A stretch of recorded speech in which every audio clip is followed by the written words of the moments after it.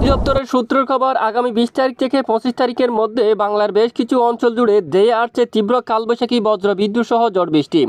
দেশের অধিকাংশ এলাকায় হালকা থেকে মাঝারি, কিছু এলাকায় তীব্র বজ্রপাত সহ ঝড় বৃষ্টিপাতের প্রবল সম্ভাবনা রয়েছে।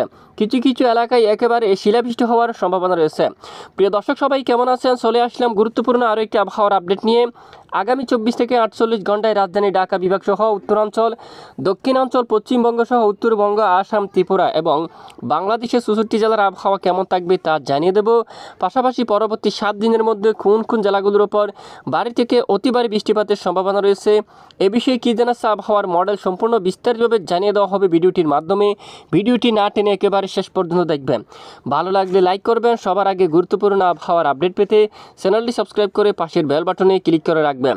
আর ভিডিওটি কোন জেলা থেকে লাইভ দেখছেন কমেন্ট করে জানিয়ে দিন। আপাতত বেশ কিছুদিন ধরে দেশের উপর তেমন বৃষ্টিপাতের দেখা নেই, তবে এবার নতুন করে সুখবর দিল আবহাওয়া অধিদপ্তর। দেশের বেশ কিছু এলাকায় ধেয়ে আসছে ব্যাপক বজ্র বিদ্যুৎ সহ ঝড় বৃষ্টি। আগামী 20 তারিখ থেকে শুরু করে 25 তারিখের মধ্যে বেশ কিছু এলাকায় বিক্ষিপ্ত বৃষ্টিপাতের সম্ভাবনা রয়েছে।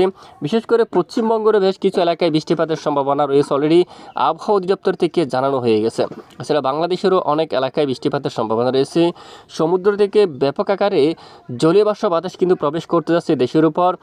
বেশ কিছু এলাকায় অস্বস্তিকর ঘুমট ব্যবসা গরমও থাকতে পারে। আপাতত কয়েকদিন অনেক এলাকায় একেবারে প্রচণ্ড ব্যবসা গরম থাকবে, সঙ্গে ব্যাপক বজ্রসহ বৃষ্টিপাত থাকতে পারে আগামী 20 তারিখের পরে।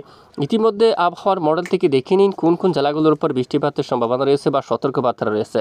এখানে বাগেরহাট অঞ্চল এবং রামপাল, পিরোজপুর এবং এদিকে নাজিরপুর, টঙ্গিপাড়া, গোপালগঞ্জ, খুলনা এবং এদিকে দেখুন ভাটিয়াঘাটা, তারপর থালা এবং এদিকে শুকনগর, এই এলাকায় ফুলতলা সহ, এবং এখানে দেখুন গোপালগঞ্জ, তারপর এখানে আকেলঝাড়া, তারপর কালকিনি, মাদারীপুর, এই এলাকায় বৃষ্টিপাতের সম্ভাবনা রয়েছে।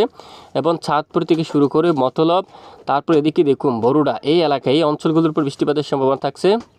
এবং শাহরাস্তি, কুমিল্লা, বুড়িচং অঞ্চল, তারপর বিশালগড় এবং এদিকে কসবা এবং দেখুন এদিকে হুমনা অঞ্চলে বাচ্চারামপুর, এখানে মাতবদি, এই এলাকায় নরসিংদী, তারপর নবীনগর, এই সকল এলাকায় এই যে ঢাকা বিভাগের এই স্থানে বৃষ্টিপাতের সম্ভাবনা থাকবে।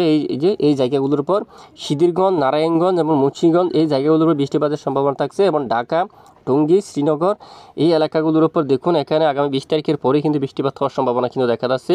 আপাতত বেশ কিছুদিন কিন্তু দেশের উপর তেমন বৃষ্টিপাতের দেখা পায়নি।